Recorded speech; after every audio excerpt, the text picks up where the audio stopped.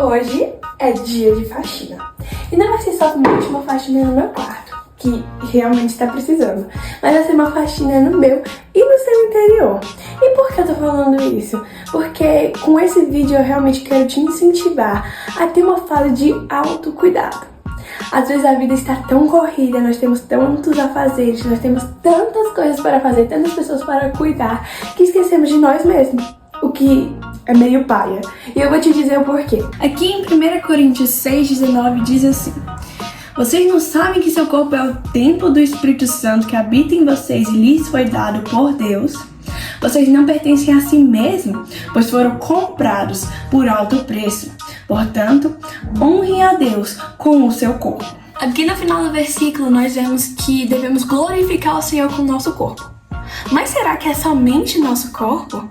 Eu creio que não. E é por isso que nesse vídeo nós falaremos sobre 3 áreas de extrema importância. Em 1 Tessalonicenses 5:23 diz que o próprio Deus da paz o santifique inteiramente, que o seu espírito, alma e corpo seja preservado irrepreensíveis até a volta do nosso Senhor Jesus Cristo. Nesse versículo nós vemos que tanto o espírito quanto a alma quanto o corpo devem ser preservados por nós.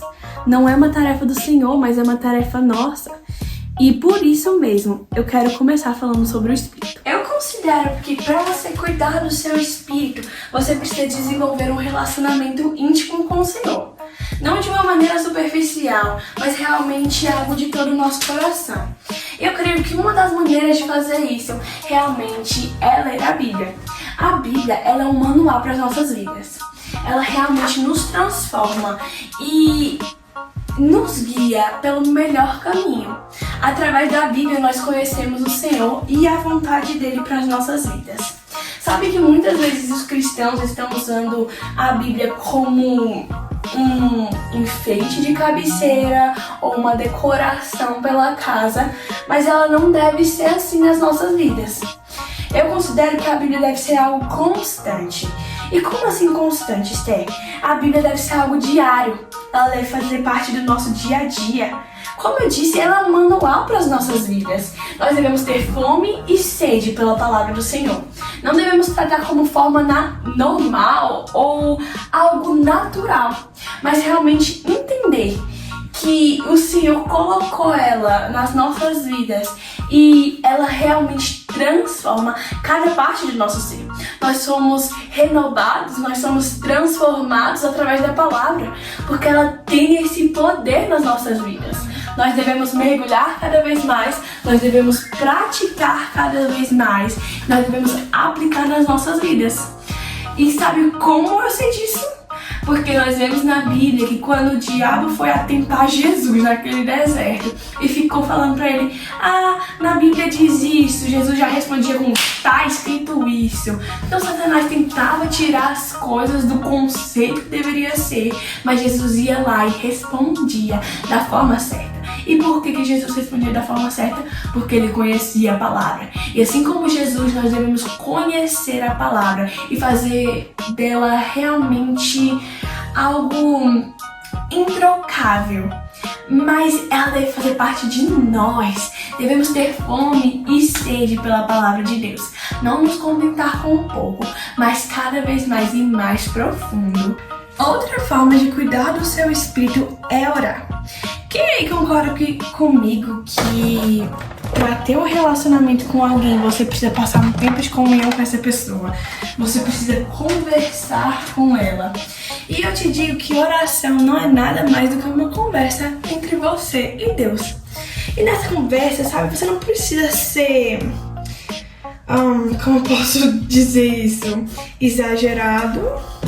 No sentido de, Deus, Altíssimo, Senhor dos céus e da terra. Sim, nós glorificamos o Senhor. Mas o que o Senhor quer de verdade em uma oração é você ser sincero com Ele. Sabe, não precisa ser perfeito. Só precisa ser honesto, só precisa ser sincero. E uma oração é exatamente isso. É quando você é sincero com o Senhor e fala: e aí, Pai, tudo bom? Isso aconteceu no meu dia, isso. Então, realmente, oração é algo de intimidade. É uma conversa que você pode desenvolver com o Senhor. Muitos crentes não oram, mas isso é de extrema importância. Sabe, é algo tão necessário para as nossas vidas.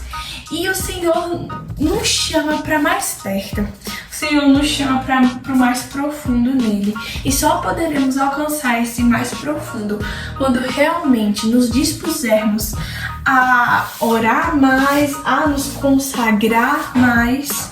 Oração não pode ser algo inconstante, mas a oração precisa ser algo realmente diário, como a Bíblia.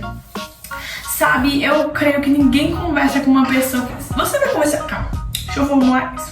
Você vai conversar com o seu melhor amigo uma vez por mês? Não vai. E é exatamente assim com o Senhor. Não podemos desenvolver um relacionamento se nós só conversamos uma vez no mês, uma vez na semana. Sabe, nós somos chamados de casa de oração. Casa é algo constante, é algo diário, é um lugar onde nós estamos, um lugar onde realmente é o nosso lar. Não é algo assim, de 15 em 15, não é assim que acontece. E se nós somos chamados casa de oração pelo Senhor, é porque realmente nós somos convocados, nós somos chamados para entrar nesse local de intimidade com Ele. Outra dica que eu dou para você é congregue. Sabe, o apóstolo Paulo vira para a igreja e fala que ninguém deve deixar de congregar. Mas por que isso, Esther? Porque existe uma unção na coletividade. Então, na igreja, quando estamos reunidos, nós estamos reunidos com o mesmo propósito, com o mesmo objetivo, que é conhecer Jesus mais profundo. Seguramos a mão um dos outros, estamos lá um pelos outros, porque é assim que ele nos ensina. Aqui em Hebreus 10, 24, diz assim: pensemos em como motivar uns aos outros na prática do amor e das boas obras, e não deixemos de nos reunir como fazem alguns, mas encorajemo-nos mutuamente, sobretudo agora que o dia está próximo. Eu vou falar uma verdade pra você. Ninguém é perfeito, só Jesus que é.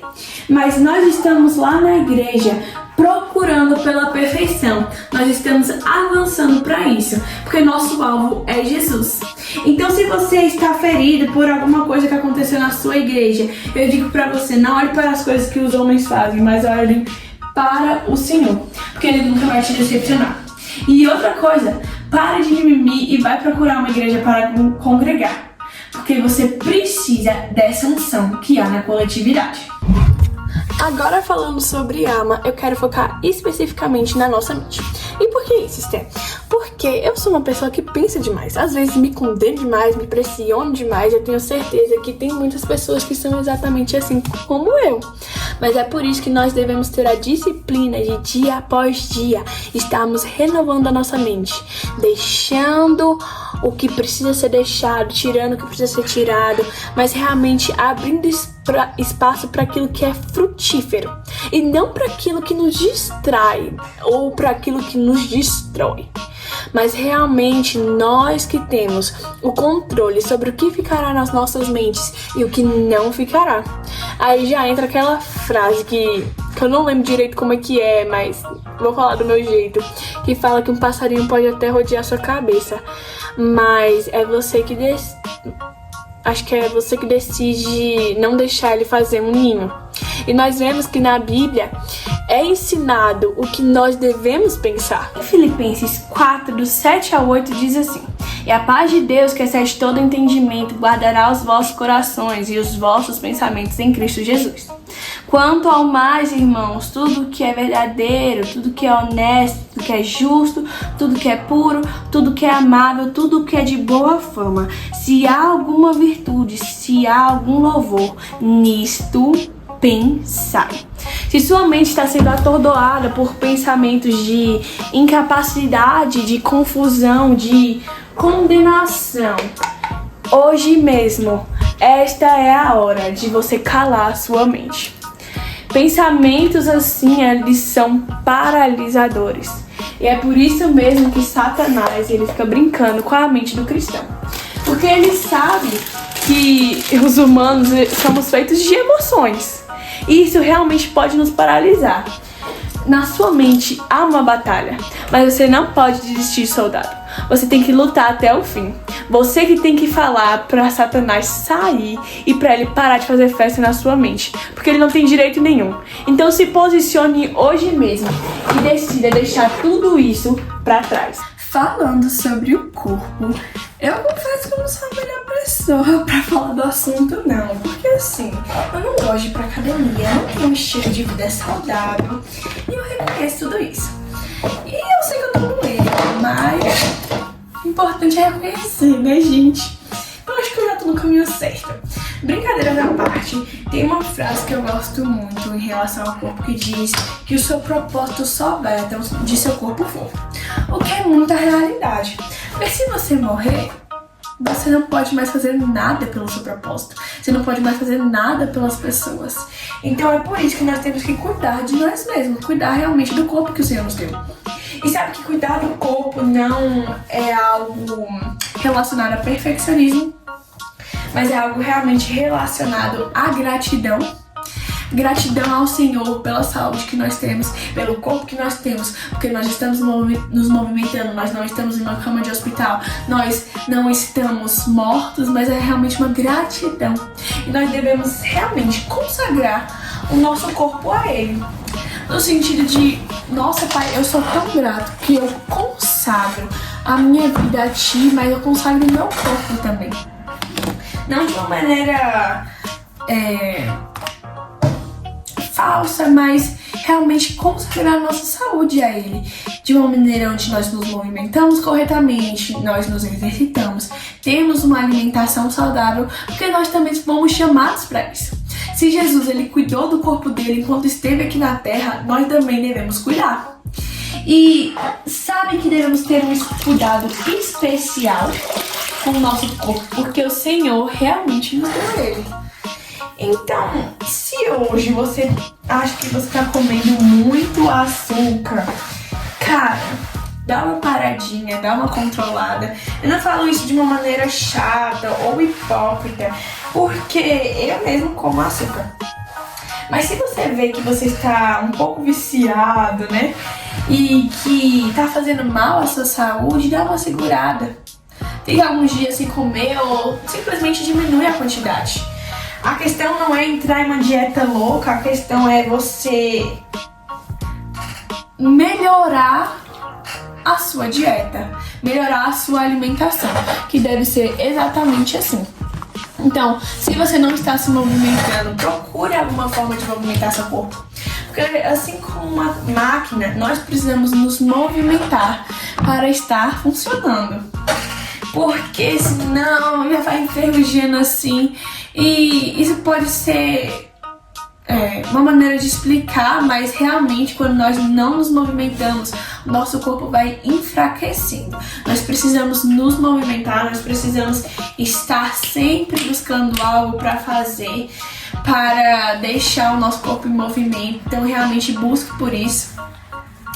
E é isso, quando você perceber que o negócio tá meio apertado, veja o que você pode fazer. Nunca deixe pra lá ou nunca trate de uma forma natural, mas realmente preserve esse corpo que o Senhor te deu e busque uma forma de se manter mais saudável, tanto por você, quanto pelo Senhor, quanto pelas pessoas que estão ao seu redor. Então, gente, pra finalizar esse vídeo, se você não pegar nada do que falei, pegue pelo menos essa frase: cuide de você. É algo simples, não é? Mas algumas vezes não prestamos atenção nisso. Diante de tanta correria, diante de tanta coisa pra fazer, esquecemos que nós precisamos primeiro cuidar da gente pra depois cuidar dos outros e das demais coisas. Então cuide de você, tire um tempo pra você, tire um tempo pra você relaxar, um tempo pra você mesmo, sem ninguém. Tire um tempo de leitura, durma, não sei. Faça alguma coisa que te ajude realmente a relaxar. E de verdade, não deixe com que a correria, com que a pressão venha te destruir. Um beijo e tchau, tchau!